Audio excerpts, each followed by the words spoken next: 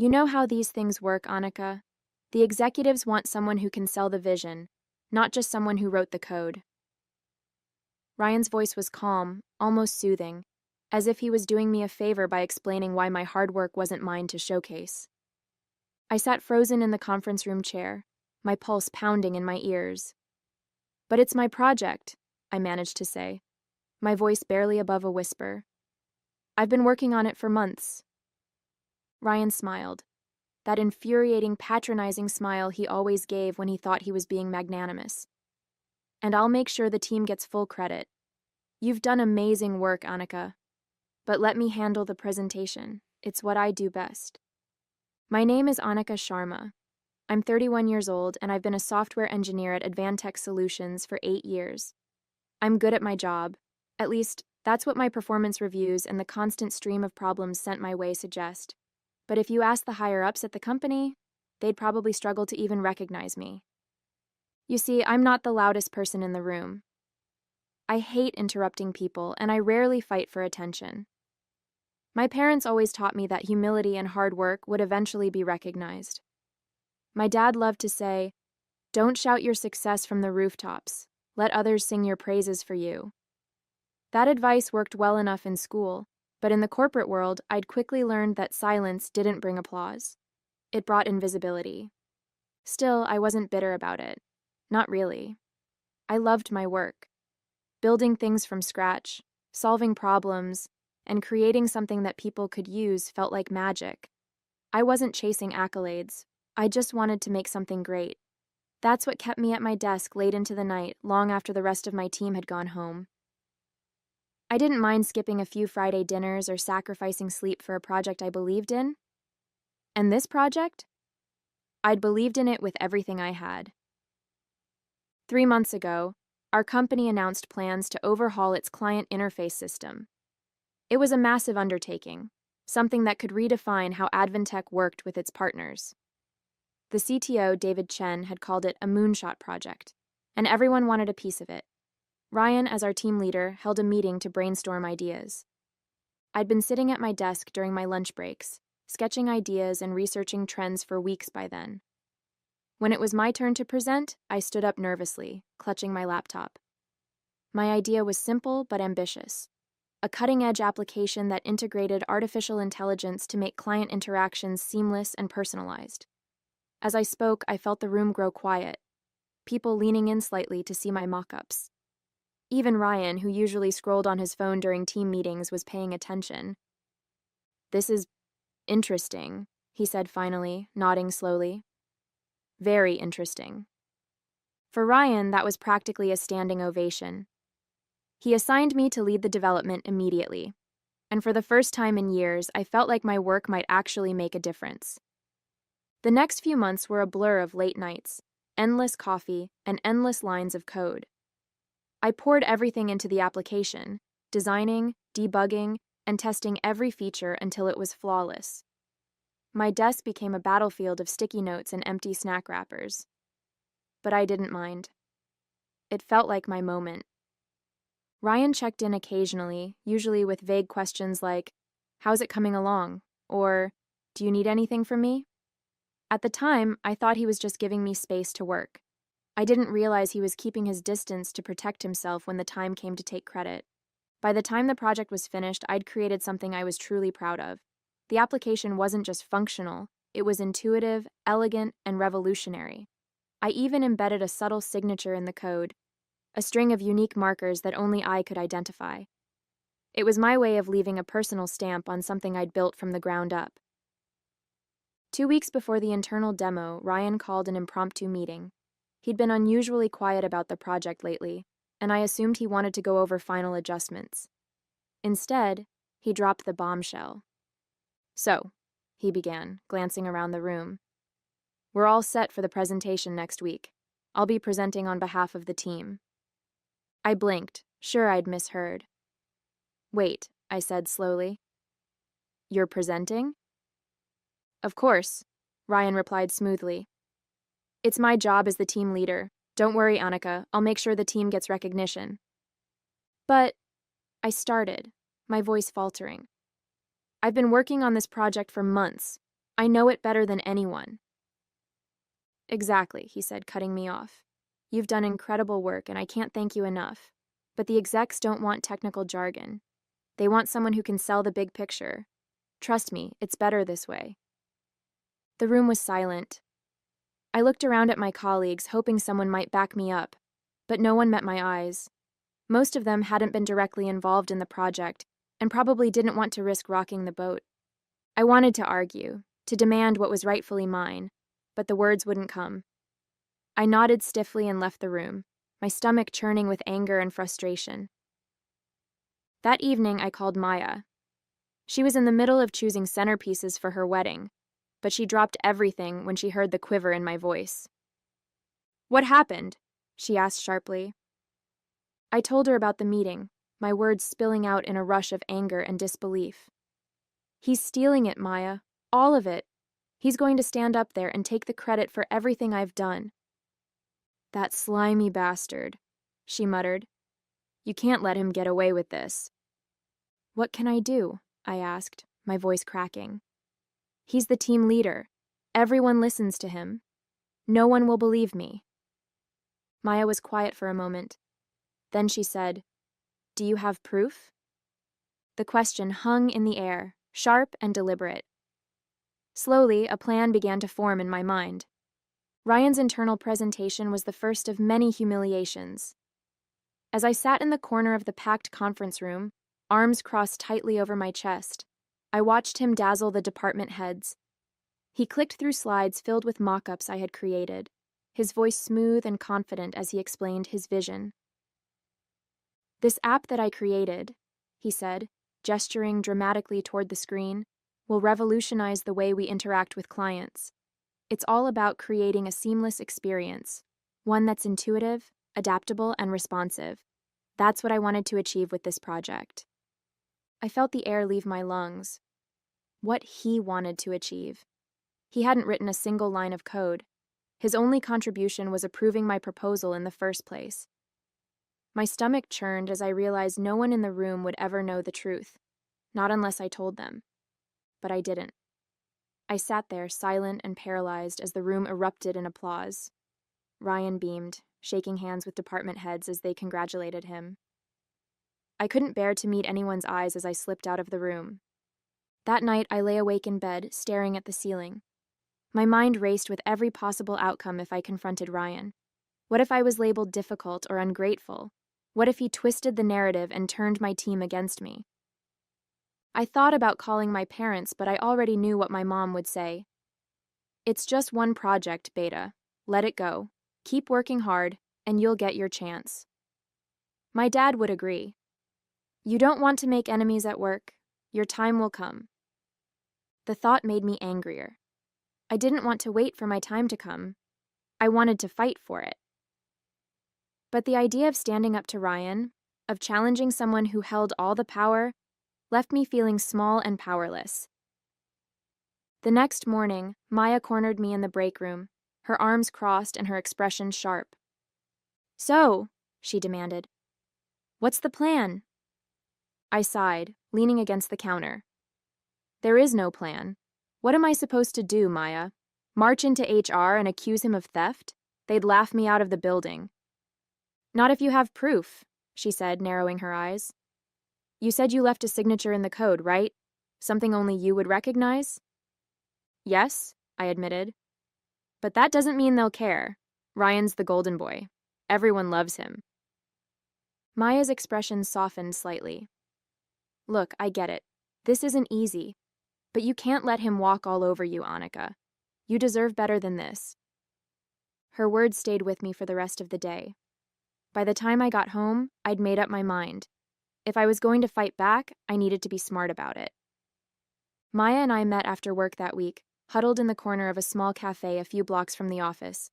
She had her wedding planner spread out on the table, but she shoved it aside as soon as I sat down. Okay, she said, pulling out a notebook. Let's figure this out. What's the best way to prove that you built this app? I hesitated. The signature is the most obvious thing, but I'd need a way to show it publicly. If it's just my word against his in front of HR, it won't go anywhere. Then we make it public, Maya said, her eyes gleaming with determination. When's the next big event where he's showing off your work? I blinked. The tech summit, I said slowly. He's presenting the app there to potential investors. Maya's smile widened. Perfect. That's your moment. Over the next few weeks, we worked on the plan in secret. Maya was relentless, pushing me to rehearse what I'd say and double-check every detail.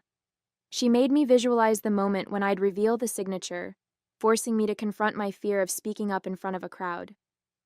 What if it backfires? I asked one night, my voice shaking. What if Ryan spins it and makes me look like the bad guy? Then you keep pushing, Maya said firmly. You have the truth on your side, Annika. That's something he can't fake. Despite her encouragement, the stakes weighed heavily on me. Ryan wasn't just my boss. He was well connected with allies in upper management. If I failed, it wouldn't just hurt my career. It would brand me as a troublemaker, someone who couldn't be trusted. At work, I kept up appearances. I nodded politely in meetings, answered Ryan's questions when asked, and smiled through clenched teeth whenever he paraded the app in front of our colleagues. But beneath the surface, I was a bundle of nerves. Every time Ryan mentioned the tech summit, I felt a fresh wave of anxiety. Annika, he said one afternoon, stopping by my desk, I just wanted to say how much I appreciate all your hard work on this project. It's been incredible watching it come together. I stared at him, biting back the urge to say something snarky. Thanks, I said stiffly. He grinned. I think this is going to be a big win for the company, and for the team, of course. As he walked away, Maya appeared at my desk, her eyebrows raised. He's laying it on thick, huh? Too thick, I muttered. It's like he knows something's up. Well, let him sweat, Maya said with a shrug. He deserves it. The night before the summit, I couldn't sleep. I spent hours going over the plan, rehearsing what I'd say, and triple-checking the code. My laptop sat open on the desk, the signature glowing on the screen like a lifeline. It was proof that the app was mine, and I was finally ready to show it to the world. When I finally crawled into bed, exhaustion overtook me. But instead of the usual doubts and fears, I felt something different. Hope. The tech summit was everything I'd imagined it would be. Sleek, bustling, and impossibly intimidating. The venue, a towering conference center in the heart of the city, was packed with industry leaders, investors, and journalists. The hum of conversation filled the air, mingling with the faint clatter of keyboards and the soft glow of digital screens. Everywhere I looked, people were networking, exchanging ideas and pitching dreams. And then there was me, fidgeting with the hem of my blazer, clutching my laptop bag like a lifeline, and praying I wouldn't trip over my words when the time came. Relax, Maya whispered, giving my arm a reassuring squeeze. She was here as my +1, claiming she'd needed a break from wedding planning, but I knew she'd cleared her schedule just to be here for me. You've got this. Just stick to the plan. I nodded, though my heart was pounding. Ryan was set to present in less than an hour, and my stomach churned at the thought of sitting through another performance where he paraded my work as his own. But this time would be different. This time, I was ready. The auditorium was massive, with rows of plush seating and a stage flanked by towering screens. I took a seat near the back, tucking myself into the shadows as Ryan walked onto the stage. He was dressed sharply, his movements confident and assured as he approached the podium. Good afternoon, everyone, he began, his voice smooth and commanding. I'm thrilled to be here today to present something truly groundbreaking. Over the past few months, I have been hard at work developing an application that will redefine how our company interacts with clients. The screens behind him lit up with images of the app, my app, and I felt a fresh wave of anger rise in my chest. He launched into his pitch, describing the features and benefits with the ease of someone who'd rehearsed every line to perfection. As you can see, he said, gesturing toward a live demo on the screen, this application is all about creating a seamless, personalized experience. It's adaptable, intuitive, and built to evolve with the needs of our clients. The audience murmured appreciatively, and I gripped the edge of my seat, my nails digging into the fabric. Every word he spoke felt like a punch to the gut. This was my work, my vision, and he was standing there basking in the spotlight like he'd built it himself. I glanced at Maya, who gave me a small nod. It was time. With trembling hands, I opened my laptop and connected to the auditorium's network. I'd spent hours rehearsing this, ensuring every step was flawless. All it took was a few keystrokes, and the live demo on the screen flickered. For a moment, the room was silent, save for the faint hum of the equipment.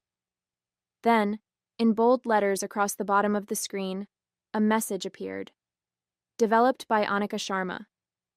The murmurs in the audience turned into a collective gasp. Ryan froze mid-sentence, his face paling as he turned to look at the screen behind him. For a moment he seemed confused, as if trying to process what had just happened. "What?" he stammered, spinning back toward the audience. "There must be some mistake." I stood up, my legs shaky but my resolve firm. My heart was pounding so hard I could barely hear myself speak, but I forced the words out anyway. "There's no mistake," I said, my voice steady. "The application you're looking at was developed entirely by me." The room fell silent. All eyes turned to me as I made my way down the aisle, my laptop clutched tightly to my chest. Ryan stared at me, his expression a mixture of panic and fury. "This project," I continued, my voice growing stronger with each step, "was my idea from the beginning. I designed it, coded it, and tested every feature. And I can prove it." I reached the stage, pulling up the code on my laptop. Embedded in the application is a unique identifier, a digital signature. It's a series of markers I created, something that couldn't be added after the fact. If you look closely, you'll see it signed with my initials. The audience leaned forward, craning to see the screen as I projected the code onto the monitors. Sure enough, the signature was there, glowing brightly for everyone to see. A ripple of murmurs spread through the room, and I could see heads turning, people whispering to each other. Ryan's face was a mask of disbelief. "Annika, what are you doing?" he hissed, his voice low and desperate. "You're making a scene." "No," I said firmly, meeting his gaze. "I'm telling the truth." The next few minutes were a blur. Executives from Advantech rushed to the stage, their faces a mix of confusion and concern. I answered their questions calmly, explaining the signature and my role in the project. The more I spoke, the more the room shifted. What had started as skepticism turned into understanding, and then into something I hadn't felt in months: validation. Ryan tried to salvage the moment, throwing out excuses and claiming he'd overseen the project, but it was clear he'd lost the room. The damage was done. Backstage, Ryan cornered me, his face flushed with anger. "You had no right to do that," he snapped. "Do you have any idea how unprofessional you just looked?" I crossed my arms, meeting his glare with steady eyes. "Unprofessional?" I repeated. "You stole my work, Ryan. I had every right to set the record straight." He opened his mouth to respond, but before he could, David Chen appeared, his expression grim. "Ryan," he said, his voice cold, "we need to talk. Now." As David led Ryan away, I felt the tension in my chest begin to ease. Maya appeared at my side, her face lit up with pride. "You were amazing," she said, pulling me into a tight hug. "That was the best thing I've ever seen." For the first time in months, I felt like I could breathe again. I'd done it. I'd reclaimed my work, my voice, and my dignity. The tech summit concluded in chaos. Ryan disappeared shortly after his backstage meeting with David Chen, leaving a flurry of unanswered questions and speculative whispers in his wake. For the rest of the day, colleagues and attendees stopped me in the hallways, their expressions ranging from surprised to genuinely impressed. "Annika, that was bold," one coworker said cautiously. "I didn't know you had it in you." "I always knew you were talented," another chimed in. "But wow, that took guts." I nodded politely, unsure how to respond. The validation was gratifying, but it didn't erase the months of frustration and self-doubt. If anything, it made me wonder why it had taken such a public display for people to finally see my worth. By the next morning, Ryan's desk was empty. Word spread quickly that he'd been placed on administrative leave pending a full investigation. I couldn't bring myself to feel sorry for him. If anything, I felt relieved. Relieved that the weight of his shadow was finally gone. David called me into his office that afternoon. He looked tired, as though the events of the summit had aged him overnight. "Annika," he began, gesturing for me to sit. "First, I owe you an apology. We should have caught this sooner." I blinked, surprised. "It wasn't your fault," I said carefully. "Ryan knew how to cover his tracks." David sighed, leaning back in his chair. "That doesn't excuse it. What happened was unacceptable, and I want you to know we're taking steps to ensure it never happens again. As for your work on the application," he hesitated, then offered a small, genuine smile. "You've done something incredible. We want to make sure you get the recognition you deserve." The following week, David stood before the entire company during the all-hands meeting and did something I never thought I'd see. He acknowledged me. Not just in passing, but with a full, detailed account of my contributions to the project. "Annika Sharma single-handedly developed the application that is now setting a new standard for our industry," he said, gesturing toward me as the room erupted in applause. It felt surreal. For so long, I'd been invisible, a quiet worker in the background, overshadowed by louder voices. Now the spotlight was on me, and for the first time, I didn't feel the urge to shy away from it. The company offered me a promotion shortly after, along with the opportunity to lead my next project. At first, I hesitated. Part of me worried that stepping into the spotlight again might invite more scrutiny, or worse, another Ryan. But Maya's voice echoed in my head, "You deserve better than this." And so I accepted. Slowly, I began to rebuild my confidence, leaning into the parts of myself I'd always been afraid to show. I spoke up more in meetings, reached out to colleagues for feedback, and even started mentoring junior developers. The more I pushed myself, the more I realized that being seen didn't mean being vulnerable. It meant being brave. Months after the summit, life felt different. Not wildly so. I still spent my mornings fighting with my alarm clock and my evenings unwinding with tea and a book. But there was a quiet shift, an undercurrent of confidence that hadn't been there before. At work, I no longer hesitated to share my ideas. In meetings, I raised my hand instead of waiting for someone to call on me. I set boundaries when my workload grew too heavy, and I didn't apologize for taking credit where it was due. It wasn't easy. Decades of staying quiet couldn't be undone overnight, but I was learning, step by step, that my voice mattered. One of the biggest surprises was how my relationships at work changed. Some colleagues, especially those who'd been indifferent to Ryan's antics, were distant at first, unsure of how to approach me. But others, like Maya, rallied around me, becoming more than just coworkers. We celebrated small wins together, shared frustrations over impossible deadlines, and even joked about forming a Team Annika fan club. For the first time, I felt like I belonged, not just in the office, but in my own skin. Personally, the journey had been just as transformative. One Saturday afternoon, my dad called to ask about work. "We saw the article about your app," he said, pride evident in his voice. "Your mom's been showing it to everyone, even the neighbors." I laughed, picturing my mom waving her phone at unsuspecting aunties in the neighborhood. "Thanks, Dad.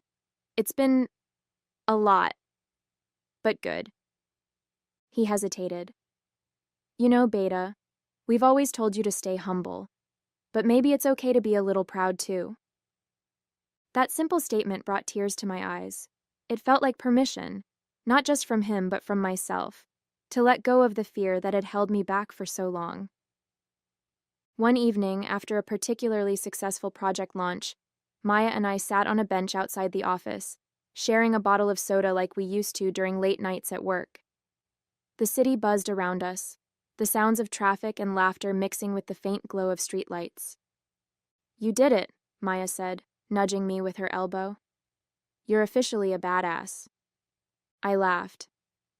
I had a pretty great coach. Her smile softened. Seriously, Annika, I'm proud of you. You fought for yourself, and you won. That's not something everyone can do. I looked at her, my best friend, the person who had believed in me even when I couldn't. Thanks, Maya, for everything. As I walked home that night, I thought about how far I'd come. The girl who had once been too afraid to speak up was gone, replaced by someone stronger, braver, and more willing to take risks. The road ahead wasn't perfect. I knew there would be more challenges, more moments of doubt, but I felt ready for them. I wasn't just surviving anymore, I was thriving, and it felt like only the beginning.